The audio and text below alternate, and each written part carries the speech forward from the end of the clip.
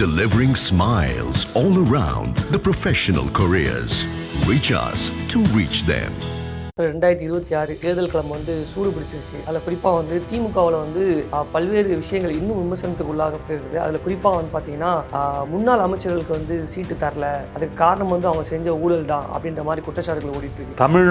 தமிழ்நாட்டுக்கும் டெல்லிக்கும் நடக்கிற ஒரு இந்த தேர்தல் அப்படின்னு ஒரு நரேட்டிவ் செட் பண்ணிட்டாங்க. இப்போ தேர்தல் அறிக்கை நாங்கள் கிட்டத்தட்ட 80,000 பேர்கிட்ட இருந்து ஃபீட்பேக் வாங்கியிருக்கிறோம் அப்படின்னு கனிமொழி சொல்கிறாங்க. ஏதோ ஒரு 4-5 பேர் உட்கார்ந்து ஒரு டேட்டா வச்சுட்டு அந்த தேர்தல் அறிக்கை 525 வாக்குறுதிகள் அவங்க கொடுத்துறல. அதுக்கு பின்னாடியும் அப்படி ஒரு மக்களோட கனெக்ட் ஆகி தான் செஞ்சுருக்காங்க. திமுக ரொம்ப நாளைக்கு முன்னாடியே இதுக்கு தயாராகிடுச்சு. அப்போ சென்ட்ரலைஸ்டு பிரச்சாரம் டெல்லி, பிஜேபி, இந்துத்வா அதுக்கு எதிரான ஒரு மைக்ரோ லெவலில் இந்த மாதிரி சமூக நீதி, சமூக நலத்திட்டங்கள் மக்களுக்கு கொண்டு போய் சேர்த்துருக்கோம், என்னெல்லாம் செஞ்சுருக்கிறோம். அப்போ இது ரெண்டும் சேரும்பொழுது அவங்களுடைய பிரச்சாரம் என்பது வலுவாக இருக்கும். யூடியூப்லேயோ மற்ற டிவி சேனல்களையோ திமுகவினுடைய விளம்பரங்கள் பாருங்கள். விளம்பரங்கள் என்பது இந்த டெல்லியை எதிர்த்த அப்படின்னு வருது, அப்புறம் அவங்களுடைய சமூக நலத்திட்டங்கள் வருது. ஏடிஎம்கே பார்த்தீங்க அப்படின்னு சொன்னால் பெண்களுக்கு பாதுகாப்பு இல்லை, இந்த மாதிரி ஒரு எதிர்மறை நெகட்டிவான விளம்பரங்களை தான் அது கொடுக்குறாங்க. ஒரு ஆளுங்கட்சி எதிர்த்து நெகட்டிவாக விளம்பரம் கொடுக்கக்கூடாதுன்னு சொல்லலை, ஆனால் அது அதை மட்டுமே நீங்கள் செய்யும்போது என்ன ஆகும்னா மக்கள் மத்தியில் நம்பிக்கை வராது. ஆகாயம் தமிழ் நண்பர்களுக்கு அன்பு வணக்கம். நம்முடன் சமூக செயல்பாட்டாளர் திரு நாதன் வெளியிட்டிருக்கிறார். வணக்கம் சார். வணக்கம் சார். 2026 தேர்தல் களம் சூடு பிடிச்சிருச்சு. அதில் குறிப்பாக திமுகவில் பல்வேறு விஷயங்கள் இன்னும் விமர்சனத்துக்கு உள்ளாகப்படுகிறது. அதில் குறிப்பாக பார்த்தீங்கன்னா முன்னாள் அமைச்சர்களுக்கு சீட்டு தரல, அதுக்கு காரணம் அவங்க செஞ்ச ஊழல் தான் அப்படின்ற மாதிரி குற்றச்சாட்டுகள் ஓடிட்டு இருக்கு. பொதுவாகவே ஒரு 75 ஆண்டு கால வரலாறு கொண்டது திமுக. நீங்கள் இப்போ 2026 நீங்கள் ஒரு தேர்தலை சந்திக்கிறீங்க அப்படின்னா உங்கள் பழைய ஆட்களை மாற்றிட்டு புதிய ஆட்கள் கொண்டு வரும்போது மட்டும்தான் அந்த கட்சி யூத்ஃபுல்லாக இருக்கும். நீங்கள் இப்போ 75 ஆண்டு காலம்னா நீங்கள் இந்திய எதிர்ப்பு போராட்டம், அண்ணாதுரை காலம், பெரியார் காலம், அந்த காலம்லாம் முடிந்து அடுத்து இன்றைக்கி பிஜேபியினுடைய ஃபாசிசம் இந்தியாவை கவி கொண்டிருக்கின்ற காலத்தில் வந்துகிட்ருக்குறோம். இப்போ முக்கியமாக இளைஞர்களுக்கு அந்த விஷயங்களை கொண்டு போகிறது, அதை தயார் செய்கிறது, இப்படி ஒரு அபாயம் இருக்குது. தமிழ்நாட்டின் உரிமைகள் பறிபோகுது. அவங்கள எந்த அளவுக்கு கொண்டு வரீங்களோ அப்போ தான் இந்த ஃபைட்டே வீரியமாக நடக்கும். அந்த வகையில் திமுக பொறுத்த வரைக்கும் சிட்டிங் எம்எல்ஏவுக்கும் சீட்டு கொடுத்துருக்குறாங்க, ஒரு 60 புதுமுகங்களுக்கும் சீட்டு கொடுத்துருக்குறாங்க. பொன்முடி போன்றவர்களுக்கு மகனுக்கு கொடுத்துருக்குறாங்க. துரைமுருகன் போன்றவர்களுக்கெல்லாம் ஒரு சீனியரு, சரி அவர் வருத்தப்படுவார் அப்படின்னு சொல்லி சீட்டு கொடுத்துருக்காங்க. சிலர் அவங்க உட்கட்சி பிரச்சனைகள், இப்போ மனோ தங்கராஜ் அந்த மாதிரி, இப்போ மனோ தங்கராஜெல்லாம் தீவிரமாக ஆர்எஸ்எஸ்ஐ எதிர்க்கக்கூடியவர் தான்.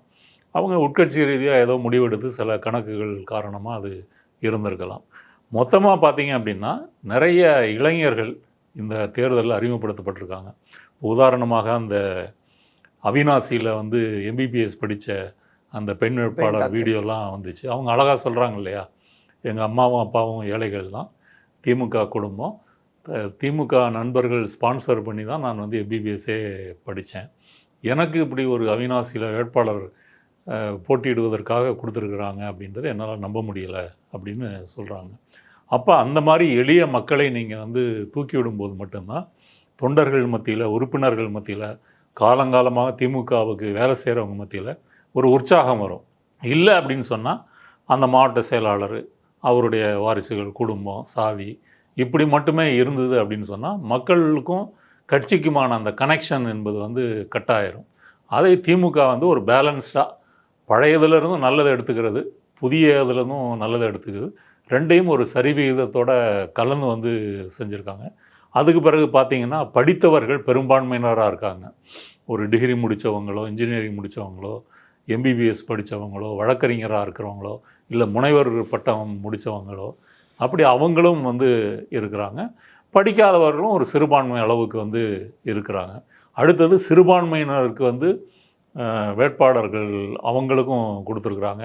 கூட்டணி கட்சிகள் மூலமாகவும் கொடுத்துருக்குறாங்க. இப்போ முஸ்லீம்கள் எடுத்துக்கிட்டிங்கன்னா கூட்டணி கட்சியிலேயே நிறைய கொடுத்துருக்குறாங்க, அப்புறம் இவங்களும் கொடுத்துருக்குறாங்க. அப்போ சிறுபான்மையினர் மத்தியில் அது ஒரு நம்பிக்கை வரும், நமக்கு ரெப்ரசன்டேஷன் இருக்குது. இன்னும் ஏன் அப்படின்னு பார்த்திங்கன்னா இன்றைக்கி பாரதிய ஜனதா இந்தியாவை ஆளக்கூடிய ஒரு கட்சி, என்டிஏ கூட்டணி ஆட்சி இந்தியாவில் ஆளுது. இது வரைக்கும் இல்லாத அளவுக்கு பாராளுமன்றத்தில் ஒரு முஸ்லீம் ரெப்ரசன்டேஷன் இல்லைன்ற அளவுக்கு பாஜக வந்து அந்த நிலைமையை வந்து மாற்றிருக்கு. அவங்களுடைய 240 வேட்பாளர்களில் ஒருத்தர் கூட 240 உறுப்பினர்களில், பாராளுமன்ற உறுப்பினர்களில் ஒருத்தர் கூட முஸ்லீம்கள் இல்லை. அப்போ இந்தியாவில் வந்து ஒரு 15% மேலே இருக்கக்கூடிய முஸ்லீம் மக்களுக்கு அந்த வாய்ப்பு மறுக்கப்படுது அப்படின்னா அது எவ்வளோ பெரிய ஒடுக்குமுறைன்னு புரிஞ்சுக்கலாம். இப்போ தமிழ்நாடு மாடலில் வந்து உல்டாவாக இருக்குது. இப்போ ஏடிஎம்கே வந்து ஒருத்தருக்கு தான் வாய்ப்பு கொடுத்துருக்குது. ஏன்னா சேர்ந்த இடம் அப்படி, என்டிஏ பிஜேபி கூட்டணி அப்படின்றதுனால ஒருத்தருக்கு மட்டும் மேம்போக்கான்னு கொடுத்துட்டு முடிச்சிட்டாங்க. மொத்த கூட்டணியிலுமே ஒருத்தர் தான் கொடுத்துருக்குறாங்க. இல்லை ஏடிஎம்கே சார்பாக. அப்புறம் பிஜேபிலாம் கொடுக்காது, மற்ற கூட்டணி கட்சிகளும் ஒன்றும் கொடுக்கல. அப்படி இருக்கும்போது திமுக அவங்களுக்கும் கொடுத்துருக்குறாங்க. அப்புறம் பெண்களுக்கும் வந்து ஒரு கணிசமான அளவு வாய்ப்பு கொடுத்துருக்குறாங்க. இளைஞர்களுக்கு வாய்ப்பு கொடுத்துருக்குறாங்க. இப்போ எழும்பூரில் போட்டியிடுற தமிழன் பிரசன்னாலாம் ஒரு இளைய சமூகத்தை பிரதிபலிக்கக்கூடியவர். அப்போது இளைஞர்கள், பெண்கள், படித்தவர்கள், சிறுபான்மையினர், புதியவர்கள், எளிய பின்னணியை சேர்ந்தவங்கள், இப்படி எல்லாத்தையும், அப்புறம் வந்து பழைய ஆட்கள், அனுபவசாலிகள், சிட்டிங் எம்எல்ஏ, அமைச்சர்கள், இப்படி வந்து கலந்து வந்து கொடுத்துருக்காங்க. இது வந்து ஒரு ஸ்ட்ராட்டஜி அப்படின்ற முறையில் வந்து நல்ல ஸ்ட்ராட்டஜி அப்படின்னு தான் சொல்லுவேன். இது ஒரு கால் வந்து செய்யலை அப்படின்னா கட்சி வந்து தேக்கமடைஞ்சிடும். ஏன்னா இப்போ இன்னைக்கு தாவேகா வந்து ஜென்சியினுடைய முகமாக அறியப்படுகிறது. அண்ணாமலை எடுத்துக்கிட்டீங்க அப்படின்னு சொன்னால் அவர் வரும்போது அவர் பிஜேபி வந்து வேறு லெவலுக்கு கொண்டு போயிட்டார். அப்படிலாம் கொண்டு போயிடல. ஆனாலும் அவருக்குன்னு ஒரு ரசிகர் வட்டம், இளைஞர்கள் அப்படி இருந்தாங்க. ஒரு இளைய தலைவர். இப்போ சீமான் வந்து 60 வயசு ஆனாலும் அவரும் வந்து ஆரம்பத்தில், இன்றைக்கி வந்து விஜயெல்லாம் வந்ததுனால அவர் கொஞ்சம் பின்தங்கி போயிட்டார். ஆரம்பத்தில் பார்த்தீங்கன்னா அவருக்கும் இளைஞர்களுடைய ஒரு ஈர்ப்பு என்பது இருந்தது. அப்போ அதை திமுக பெறணும் அப்படின்னு சொன்னால் நீங்கள் மேலேருந்து நீங்கள் செய்கிறது மட்டும் இல்லை, மேலேருந்து வாரிசுகளை கொண்டு வரீங்க, இல்லை இளையர் இப்போ உதயநிதியை துணை முதலமைச்சராக்குறீங்கன்னா அது மட்டும் பத்தாது, கீழேயும் அந்த யங் பிளட் அப்படின்றது வந்து வரணும். அதை வந்து சரியாகவே செஞ்சுருக்கிறாங்க. எப்படி இந்த வேட்பாளர்களை தெரிவு செஞ்சாங்க அப்படின்னு சொன்னால் அது வந்து மண்டல பொறுப்பாளர்கள்னு போட்டிருக்கிறாங்க. அப்புறம் மாவட்ட செயலாளர்லேருந்து ஒரு அறிக்கை வாங்குறது, அடுத்ததாக அவங்க வந்து இன்டர்னல் சர்வே எடுக்கிறது, இப்படி வந்து பல வகைகளில் அறிக்கைகளை பெற்று தான் ஒரு வேட்பாளரை வந்து தெரிவு செஞ்சுருக்காங்க. அப்போ அதில் வந்து ஒரு கலெக்டிவாக ஆய்வு செஞ்சு எந்தெந்த பிரிவினருக்கு வந்து ரெப்ரசன்டேஷன் கொடுக்கணும் அப்படின்ற முறையிலையும் வந்து செஞ்சுருக்காங்க. அதனால் வந்து திமுக வந்து வேட்பாளர்கள் என்பது வந்து நீங்கள் மற்ற கட்சிகளோடு ஒப்பிடும்போது பார்த்தீங்க அப்படின்னு சொன்னால், இப்போ தாவேகால வந்து ஒவ்வொரு வேட்பாளர் பின்னணியும் டெய்லி ஒன்று வந்துக்கிட்டே இருக்குது. ஒருத்தர் சாதி வெறியராக இருக்கார், ஒருத்தர் 10 நாள் கேஸில் உள்ளே போயிட்டு வெளியே வந்தவராக இருக்கிறாரு, பஞ்சாயத்து, கட்ட பஞ்சாயத்து. ஆமாம், கட்ட பஞ்சாயத்து. ஒரு அம்மா வந்து ஜோசியத்தில் கேன்சரை குணமாக்குவேன் அப்படின்னு பேசினவங்க வேட்பாளராக வந்திருக்காங்க. அப்போ இதுலேருந்து என்ன தெரியுதுன்னா, அந்த கட்சிக்கு வந்து அந்த ஒரு நெட்வொர்க்கும் இல்லை, ஒரு வேட்பாளர்களை வந்து சீரியஸாக நேர்காணல் எடுத்து பரிசீலனையும் செய்யலை, அவங்க பின்னணி விவரங்களை வந்து எடுத்து சொல்லக்கூடிய ஆட்களும் இல்லை. மாவட்ட செயலாளரே வந்து அந்த சாதிவரி இதில் வந்து பேசும்பொழுது அப்போ வந்து அந்த கட்சி வந்து என்பது எப்படி இருக்கும், அதை கிராஸ் செக் பண்ணுற மாதிரி ஒரு மெக்கானிசம்லாம் இல்லை. இப்போ இதெல்லாம் வந்து விஜய் கட்சிக்கு வந்து ஒரு கெட்ட பேரை ஏற்படுத்தும். திமுகவில் அப்படி வந்து இல்லை. அதிமுகவும் கூட அவங்க வந்து இந்த அளவுக்கு இல்லைனாலும் புதியவர்களுக்கு கொஞ்சம் வாய்ப்பு கொடுத்துருக்காங்களும், அவங்களும் ஒரு கட்டமைப்பு வச்சுருக்கிறாங்க. அதுலேருந்து இப்போ அதிமுகவினுடைய பிரச்சனை என்ன அப்படின்னு சொன்னால், இந்த தேர்தலில் நம்ம வெற்றி பெறுவோம் அப்படின்ற நம்பிக்கை குறைவாக இருக்குது. அதனால் வந்து பழைய அமைச்சர்கள் வந்து எந்த அளவுக்கு செலவு பண்ணுவாங்க, அவங்க தொகைக்கு செலவு பண்ணுவாங்க, அவங்க மாவட்டத்துக்கு செலவு பண்ணுவாங்களா, அது எப்படி நடக்கும், இல்லை எடப்பாடி காசு இறக்குவாரா, இந்த மாதிரி பிரச்சனைகள் தான் அங்கே இருக்குதே தவிர, மற்றபடி அவங்க வேட்பாளர் தெரிவு செய்கிறதுக்கு அங்கேயே ஒரு மெக்கானிசம் இருக்குது. ஆனால் வந்து தாவேகால வந்து அப்படி இல்லை. அப்போ நீங்கள் விஜயின் முகத்தை வைத்துக்கொண்டே தமிழ்நாடு முழுவதும் ஒரு வேட்பாளர்களை 234 வேட்பாளர்களை நிறுத்தி நீங்கள் வாக்கு வாங்க முடியுமா அப்படின்னா மக்கள் அதை பரிசீலிப்பாங்கள்ல. பேராவரணி வேட்பாளர் 10 நாள் வந்து அதில் போயிட்டு இப்போ வெளியே வந்திருக்கிறாருன்னா அந்த தொகுதி முழுக்க வந்து வாட்ஸ்அப்பில் அந்த செய்தி பரவும். அப்போ அவங்க எப்படி அதை பார்ப்பாங்க? அப்போ இதெல்லாம் வந்து பிரச்சனை. திமுக வந்து கிட்டத்தட்ட 1 வருஷத்துக்கு முன்னாடியே இந்த வேலையை ஆரம்பிச்சிட்டாங்க. இப்போ அதாவது எப்படின்னா மேக்ரோ லெவலில் ஒரு பிரச்சாரம், பூத் லெவல் கமிட்டி வரைக்கும் மைக்ரோ லெவலில் ஒரு பிரச்சாரம். மேக்ரோ லெவலில் என்ன செய்கிறாங்க அப்படின்னு சொன்னால், தமிழ்நாட்டுக்கும் டெல்லிக்கும் நடக்கிற ஒரு போர் இந்த தேர்தல் அப்படின்னு ஒரு நரேட்டிவ் வந்து செட் பண்ணிட்டாங்க. அந்த நரேட்டிவ் வந்து ஒரு விளம்பரத்துக்காக செட் பண்ணதில் உண்மையும் அதுதான். மோடி அரசு, என்டிஏ அரசு இங்கே வந்ததுக்கு பிறகு ஒவ்வொன்றாக தமிழ்நாட்டின் உரிமைகள், அது நீட்டாக இருக்கலாம், அந்த 100 நாள் வேலை திட்டத்துக்கு வந்து நிதி மறுக்கப்பட்டதாக இருக்கலாம், மெட்ரோ திட்டங்கள் மதுரை கோயம்புத்தூர் மறுக்கப்பட்டது, அதன் பிறகு வந்து கல்வி நிதி வந்து 2500 கோடி வந்து தர மறுத்தது, ரயில்வே பட்ஜெட்டில் நமக்கான நிதி வந்து மற்ற மாநிலங்களோடு ஒப்பிடும்போது வந்து குறைந்து போனது, இப்படி பல விஷயங்கள் இருக்குது. ஓசூரில் விமான நிலையம் மறுக்கப்பட்டதாக இருக்கட்டும். அப்போ இதெல்லாம் வந்து பார்க்கும்போது ஒரு அன்றாட ஒரு டே டு டே ஒரு பொலிட்டிக்கல் நிலவரம்னு எடுத்துக்கிட்டிங்கன்னா கூட தமிழ்நாட்டை வந்து ஒரு சுயேட்சையாக ஒரு கட்சி வந்து ஆள முடியாது. கவர்னர் மூலமாக மசோதாக்களை நிறைவேறாமல் தடுப்பதற்கு முயற்சி செய்யுது. அப்போ ஆர்.என். ரவி எவ்வளோ மசோதாக்களை வந்து முடக்கி போட்டிருந்தார். அதுக்கு சுப்ரீம் கோர்ட்டில் போய் போராடி ஒரு தீர்ப்பு வாங்கி அப்படி மாற்றினாங்க. அடுத்தது டீலிமிட்டேஷன். இப்போ சென்சஸ் வந்து அறிவிச்சிருக்காங்க. இப்போ சென்சஸ் வந்து இன்னும் ஒரு 6 மாதங்களில் முடிஞ்சு வரும்பொழுது பாராளுமன்றத்தில் 800 உறுப்பினர்களுக்கான சீட்டு வந்து ஒதுக்கி கட்டியிருக்கிறாங்க. அப்போ அது வந்துச்சு அப்படின்னு சொன்னால் தமிழ்நாடுடைய ரெப்ரசன்டேஷன் வந்து குறையுமா குறையாதா? அப்போ ஒரு இதையெல்லாம் வைத்துக்கொண்டு ஒரு மையமான ஒரு சென்ட்ரலைஸ்டு ப்ரொபகண்டா அது செய்கிறாங்க. ஒன்று இது வந்து மாநிலம் முழுவதும் உள்ள மக்கள் மத்தியில் வந்து இது ஒரு அம்சமாக போய் சேரும். மைக்ரோ லெவலில் என்ன செய்கிறாங்கன்னா, இப்போ ஓரணியில் தமிழ்நாடு அது கிட்டத்தட்ட ஒரு 2-3 மாதம் பிரச்சாரம் நடந்தது.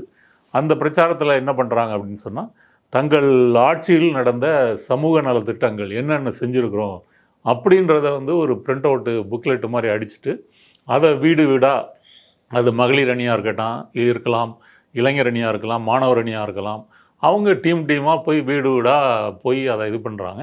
அதை வந்து ஒரு பூத் லெவலில் இருக்கக்கூடிய கமிட்டி வந்து அதை மானிட்டர் பண்ணுது. அந்த ஒரு பூத்து அப்படி இருக்குதுன்னா அதுக்கு மேலே வந்து 2-3 பூத்துக்கு வந்து ஒரு பொறுப்பாளர் இருக்கிறாரு, அவர்கிட்ட போகுது. அவர் வந்து நேரடியாக தொகுதி பொறுப்பாளர் கொடுக்குறாரு, தொகுதி வந்து மண்டல பொறுப்பாளருக்கு கொடுக்குறாரு. மண்டல பொறுப்பாளர்னால் இப்போ நீங்கள் கோவை மேற்கு மண்டலம் செந்தில் பாலாஜி, இங்கே சென்னை மண்டலம்னா ஆராசா, வடக்கு மண்டலம்னா ஏவா வேலு, மத்திய மண்டலம்னா நேரு, தெற்க வந்து இவர் தங்கம் தென்னரசு, இப்படியெல்லாம் பிரித்து வச்சுருக்காங்க. அவங்களுக்கு இது வந்து போகுது, அவங்கள்டருந்து நேராக அறிவாலயத்துக்கு போகுது.